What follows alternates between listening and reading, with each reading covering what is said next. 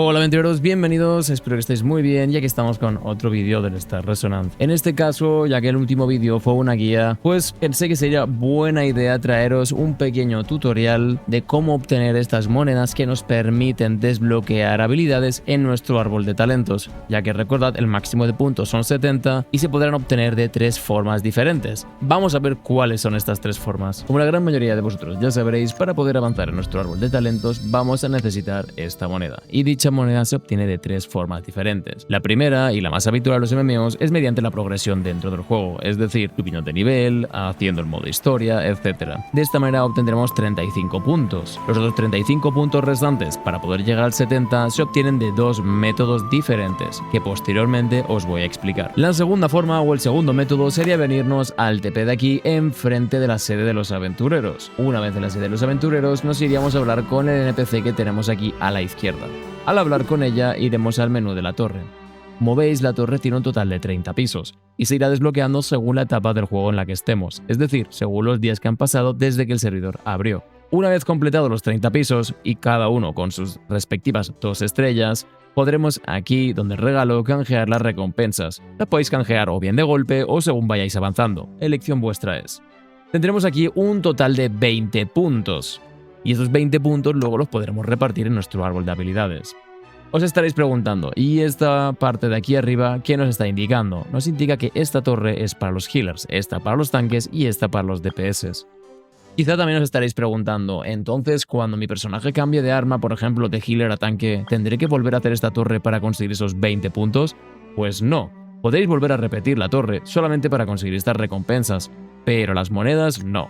Todos vuestros puntos se mantendrán al máximo, igual que vuestro nivel. Y la tercera y última forma de conseguir estas monedas sería al venirnos a este TP de aquí, en la parte inferior, nos tendremos que dirigir o bien por las escaleras como gente normal, o bueno, si somos unos locos, pues saltamos, no hay problema. Y aquí encontraremos a El Luna. Al hablar con El Luna, empezaremos una cadena de misiones bastante larga y sobre todo si somos personajes aún de un nivel bajo o somos personajes que no son DPS, ya que nos va a pedir que estemos matando enemigos, un total de 50 enemigos en diferentes áreas para luego matar un élite y así sucesivamente. Si no recuerdo mal, era un total de 12 misiones y cada misión te dará una moneda, haciendo un total de 12 monedas para poder desbloquear 12 puntos de talento. Una vez iniciemos con la cadena de misiones que nos da El Luna, tendremos que venir a este lugar. Este lugar va desde el nivel 9 hasta el 20 y si tenemos estos 2 TPs pues nos pillarán muy cerca y si no, los siguientes más cercanos sería este pueblo o el TP que tenemos al principio del todo. Bien, llegado a esta zona tendremos que matar a un total de 50 de estos goblins comunes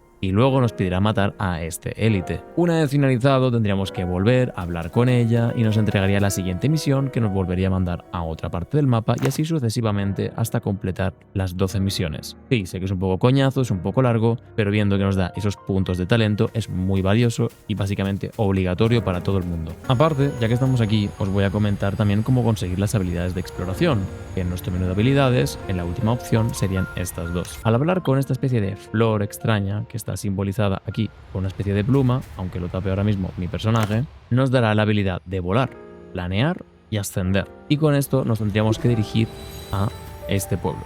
En este pueblo continuaría la misión. Y ya una vez lleguemos al pueblo, pues podríamos continuar hablando con un orbe que hay aquí blanco y al interactuar con él se generaría una especie de corriente ascendiente. Entonces le damos al espacio, activamos la habilidad de vuelo, siempre y cuando nos la hayamos equipado previamente, y tendremos que atravesar este círculo de viento. Una vez lo atravesemos, entraremos en una especie de animación automática, no tendremos que tocar nada, se va a mover solo, y tras esa animación llegaríamos ya por fin a la cima de la montaña. Aquí, como estáis viendo, sí está este orbe blanco que os mencioné antes, y bueno, una vez aquí arriba, habláis con el objeto que tenéis enfrente, interactuando con él, os equipáis ya la habilidad de exploración, en este caso es el dash, y con eso podréis romper unas cúpulas blancas que probablemente os saldrá aquí la primera.